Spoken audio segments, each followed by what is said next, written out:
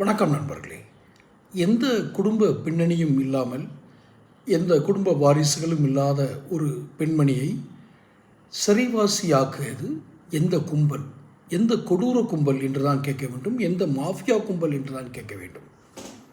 ஏன்னா அது பதிவுக்குள்ளே போகிறதுக்கு முன்னாடி சேனல் சப்ஸ்கிரைப் பண்ணாதவங்க சப்ஸ்கிரைப் பண்ணிக்கோங்க, நோட்டிஃபிகேஷன் பில் பதிவு பண்ணுங்கள். இயல்பான ஒரு மனிதத்தன்மையின் தர்ம அடிப்படையில் தான் இந்த கேள்வியை முன்வைக்கிறேன். இதில் எந்த அரசியல் நோக்கமோ அல்லது யாரையும் தனிப்பட்ட முறையில் காயப்படுத்துவதும் புனிதப்படுத்துவதும் என் நோக்கமல்ல. அம்மையார் ஜெயலலிதா முன்னாள் முதல்வர், எந்த குடும்ப பின்னணியும் அவருக்கு இல்லை. நான் சொல்வது அவர் அரசியலுக்கு வரும் பொழுது இரத்த உறவுகள் ஆறுதலாக இல்லாத ஒரு காலத்தில் நட்பு ரீதியாக இணைந்த ஒரு பெண்மணி தான் சசிகலா, நடராஜன் இவர்களெல்லாம் மற்றும் அந்த கும்பல். நான் அந்த கும்பல் என்று தான் கூறினேன், கூட்டம் என்று கூறவில்லை. ஏன் தெரியுமா? கும்பல் என்பது கூடி களைவது, கூட்டம் என்பது கொள்கையோடு செய்வது. இவர்கள் கும்பல்.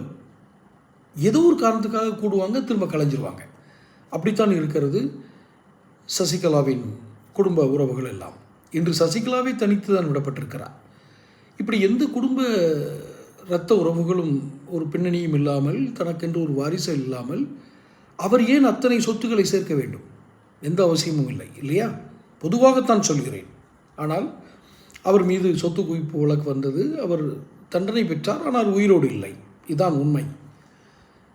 இந்த ஒரு அப்பாவித்தனமான வெகுளித்தனமான அடிப்படை குணம் கொண்ட ஜெயலலிதாவை சிறைவாசியாக மாற்றியது யார் குற்றம்? நன்றாக யோசித்து பாருங்கள். அவர்களுக்கு தியாக தலைவி, தியாக செம்மல் என்றெல்லாம் பட்டம் விளங்குகிறார்கள். எந்த உலகத்தில் வாழ்கிறோம்? இவர்களுக்கு பரிந்துரை செய்து கொண்டும் இன்று ஒரு கூட்டம் இருக்கிறது. இந்த சசிகலா கூட்டத்தை பரிந்துரை செய்து கொண்டும் அவர்களை எப்படியாவது இணைத்து விடுங்கள் என்று சொல்லக்கூடிய ஒரு கூட்டமும் இங்கு இருக்கிறது.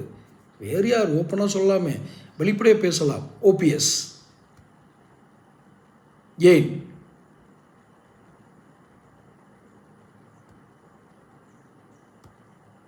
ஓபிஎஸ் ஏன் அவரை அனுமதிக்கிறார்?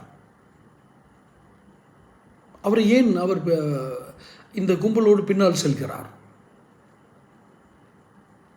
இதை ஒரு கருத்துருவாக்கமாக நாம் எடுத்துக்கொள்ள வேண்டும். விஜய் இன்னும் கவனமாக இருக்க வேண்டும். ஏனென்றால் ஓபிஎஸ் வருவார், டிடிவி தினகரன் கை குலுக்க வருவார், தியாக செம்மல்கள் எல்லாம் வரும். பார்ப்போம், தொடர்ந்து பேசுவோம். சேனல் சப்ஸ்கிரைப் பண்ணிக்கோங்க.